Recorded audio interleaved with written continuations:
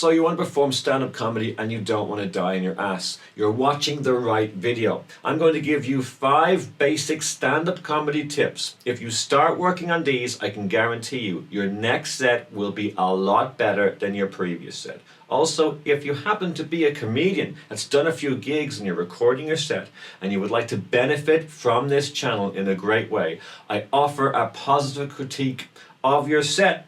You send me the footage, I send you back a really long video on all of the things you're doing correctly. From stage awareness, from interacting with the audience, if that's what you do, from joke structure, joke writing, and general perception of how the audience are seeing you, which in my opinion is the most important thing. So if you're interested in that service, drop into the description box, email me, I would love to check out your footage, and it's also a fantastic way for you to support the channel. Okay, I've timestamped this video, so if you want to jump into the specific chapters, you can do so. It's in the description box also. And tip number 1 is to write solid jokes. Write jokes. Now, you might think, oh, I'm about to X out of this video because that's too obvious. It's not too obvious, because the number 1 problem I see comedians make when they get on stage, new comedians think that they can go on stage and tell a very long-winded story about that time something crazy happened to them. Whatever it is, we all have a story like this and we think, oh, I'm going to say it about this hospital experience I had, or the time I was in Thailand, or the time I took drugs with this particular person, and it's a long story. Now, it might be humorous in parts, and it might be weird and bizarre and graphic in nature, but it's not funny. So how do we make it funny if we don't really know how to be funny because it's our first few times on stage? The theory is this: if you have a long piece of information, like a long story, we need to find every time the audience finds something new out about us. So we need to go back to our story and we need to break it down. Every time they find something new about us, there's an option for a punchline there. And what we're going to do is turn our long-winded set into many little one-liners. Now, you can still connect the dots by having information that might not lead to a joke.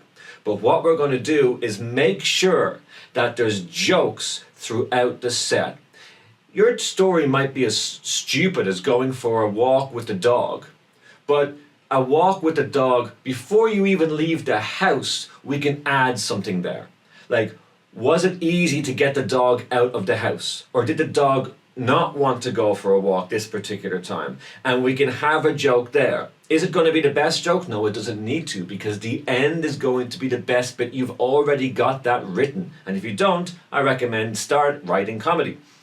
But what I'm trying to do is every single section of all of our jokes can be made a little longer and have a moment of humor within them. Now, I used a mundane, boring example there just to highlight how easy it is to have any story we can think of, just like going for a walk with the dog, and then breaking it down.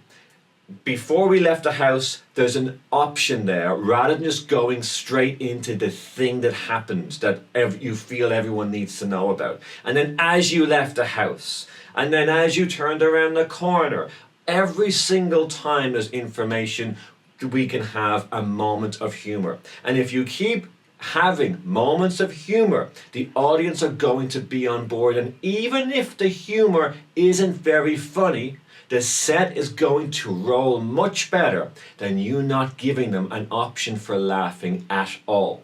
So that will sum up tip number 1. Go back to your writing and try and find areas you can expand on that you didn't think had hidden punchlines in there before. All right, tip number 2 is to go on stage regularly. Now, there's more meaning behind this than we all think, right? We all know, oh yeah, I know, consistency is key. I need to keep going on stage all over again. But yes, you do. Because not only for that reason that you're going to get better every time you go up, but you're going to have bad experiences. And if you don't have 3 or more gigs booked in the future, now it's not possible for everyone to have that because not everyone has as much opportunity in the area they live in to perform open mic as other people.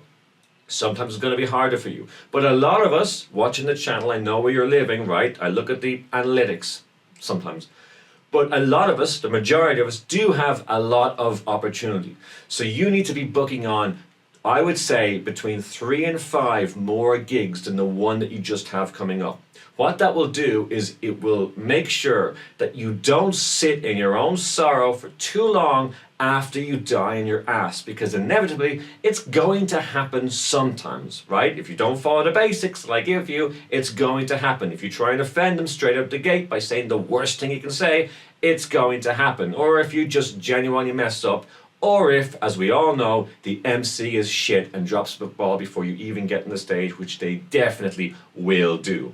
Things happen, but if you have only that one gig and your next gig isn't for another month or 3 weeks away, you just have to sit on the failure of that gig. That's not good. We want to be busy. We want to get back up on stage in front of a fresh audience and have another go at it, because it's not always up to us if we win or lose. Sometimes the gigs are shit. Sometimes it is on us. Now we need to be coming away from a gig knowing, why did I mess that up?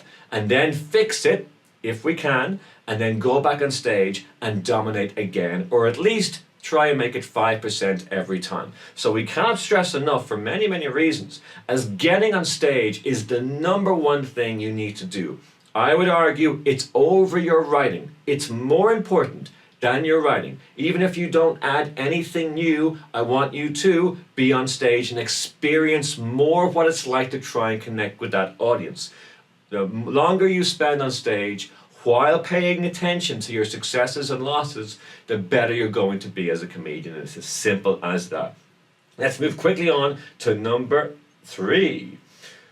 There needs to be a goal each night when you perform. Try and have a nightly goal of what you're going to achieve.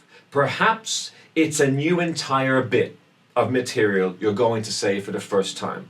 And that's going to be your achievement that you're going to overcome on the stage. It's not always about performing a new piece of material. Sometimes you might just want to go on stage and say, I'm going to perform a material like I normally do, but this time I'm going to look in the eyes of the audience for longer than I ever have done before. And this particular set is going to be just about that. It's about pushing yourself as a performer. It's about reaching out and looking at them. Very different set than just doing a new bit. You're still pushing yourself. You're still doing something new. Or you might go on stage and go, okay, this time, next time on stage, there's going to be a section where I haven't prepared. I'm going to open with a bit I know, and I'm going to close with a bit I knew. But I'm going to do maybe 1.5 minutes in the middle where I just riff on stage. Perhaps I'll talk to the front row of the audience. Perhaps I'll talk to the back row of the audience. Maybe that's a very different, unique way of pushing yourself and making yourself nervous. What I'm trying to get at here is, rather than just blankly going on stage and trying to get to the end of a set, it's really good to always benefit one specific area, because all the other areas are going to benefit anyway because you're spending time on stage. But one area is going to get really, really good, and you can play with this anyway. It can be very easy. You might just think all of the ideas I gave you in this example are a little bit too hard. So perhaps this next time you're on stage, you're going to walk on stage and start talking before you get to the microphone. Find out what that's like. Don't make sure that everyone can hear you. Most of the time, these open mics that you're going to be performing at in the grassroots kind of venue, most of the time they're performed in rooms where the microphone only adds all so much because the audience is small and the room is quiet, hopefully. And so if that's the case, well, you start talking as soon as you're up on the stage, and then take the microphone and see what that's like. It might be just a small little way of pushing yourself. Every time, try and push yourself in one specific area, and then give yourself a pat on the back for doing so.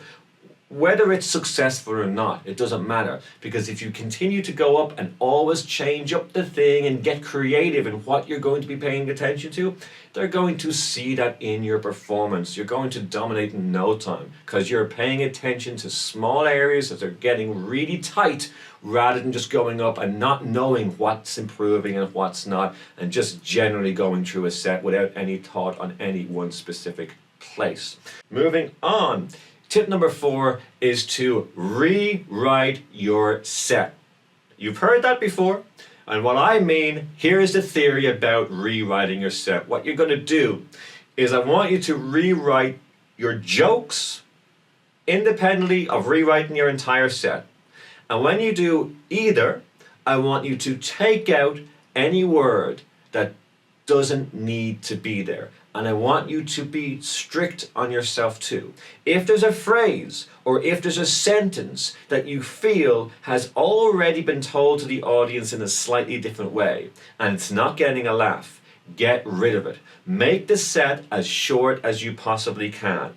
And that way, if you think that too many pieces of information are just that, informative, how can we turn them into humorous pieces of information? How can we make the audience chuckle? They don't need to be as funny as your punchlines, but we're trying to add in a little flavor of comedy. It's not good just to tell the audience your age, what you do for a living, where you're from, what was like growing up, and then all of a sudden get to a punchline. No. Tell them your age and say something about how you're perceived. Do you look that old? Or do you look younger than that, older than that? Has lifetime and been good to you? Or do you look like a bag of shit? All of these things are funny. It's funny to be able to make fun of yourself. And then when you get into the job and then you get into the other thing, you're always making fun of yourself. You're always finding the hidden punchlines. Something I say over and over again on this channel. Hidden punchlines in your already created set. But when we write these down, that is not the best way for those jokes to come across. I can guarantee you one thing. The first time you write out a joke, it might be great in your own head. It is not the best way of saying it on stage.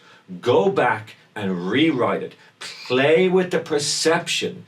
Are your opinions your own? Or would it be funny to include someone else in the story and it's their perception? Or do you have a perception that is not working very well and you might want to put it onto something ridiculous like an object or an animal or something, and you include them in a story and a connection? Or, you know, always great way to go is, how are you being perceived? We briefly mentioned earlier on this video, how are you perceived, and are the things you're doing in work and day to day, are they all the same way in which you're perceived or not? Are people surprised to hear what you do for a living and all that kind of sort of good stuff? But every time we rewrite these jokes, every time we write these observations or perceptions and how we see the world, I want you to go back and rewrite them. And you might be thinking, yeah, but when I rewrite them, I don't know, how do I rewrite them, in what way?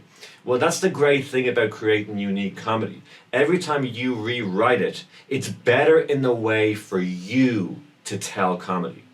It's better in a way for you to be upstage doing the monologue of your set. And that's what's magic about what we do here. I cannot tell you in which way you're going to finally find your funny. I can only tell you the technique on how to go about it. But that is magic, because if you continue to do it wrong, sooner or later you will just write in the way that's correct. And the people on stage who are doing material that's and it could be better, the only difference between them and someone on stage who's very, very funny is the amount of times they worked on that small section of material.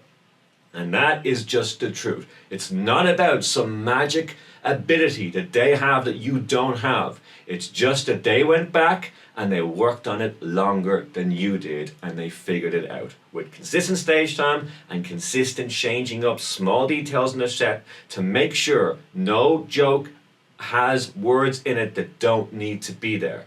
We changed meaning of jokes, we changed the perception, and we make sure that it's crystal clear and funny and surprising to the audience. And that's the only reason you're not getting the laughs that you're not getting, if you're not getting laughs. All right, let's finish it up with number 5. It's very important to focus your set, understand exactly the overall goal of what we're trying to do as a comedian. This sums up all of the points I have in this video. What kind of a set do you want to be able to tell? Because most likely when you sat down to describe your being and who you are and your interests, and you started to make the first set that you ever made, and great, fair play to you, you don't really have an overall theme. You don't have an overall thing. And you're kind of jumping from topic to topic. Nothing wrong with that at the beginning. But if you go to a pro comedy club, they will have a theme. The performer will come out, right? The comedian will come out, and you can nearly tell by the way they look and act and be on stage that everything is in sync. So at the beginning of your career, it's good to say to yourself, okay, I'm going to get a tight 5 minutes. Because what always happens is comedians get on the stage, and usually you're doing 5 minutes at the beginning. Sometimes it's different depending on where you live, but usually it's 5 minutes. But the comedian doesn't really think about what that means. The comedian tends to go, oh, this joke works really well, and then they do something silly like rate their individual jokes out of 10, which I wouldn't think is anything good for your set, because what we're trying to do is create the overall package. Everything you say in that set shouldn't be independent. It should be a nice, neat package. We should be using material that's easy to connect with. And if we say to ourselves, okay, the important thing is in a year or in 6 months or in 2 years, it doesn't matter what timeline you put on it, depending on how much comedy you can do consistently, it's going to be different for everyone. But it's very important to go, okay, I want a tight 5 minutes. Because if you can get yourself a tight 5 minutes and you put that tight 5 minutes in a 10-minute spot, I don't know of any pro comedy club that won't give you a middle spot.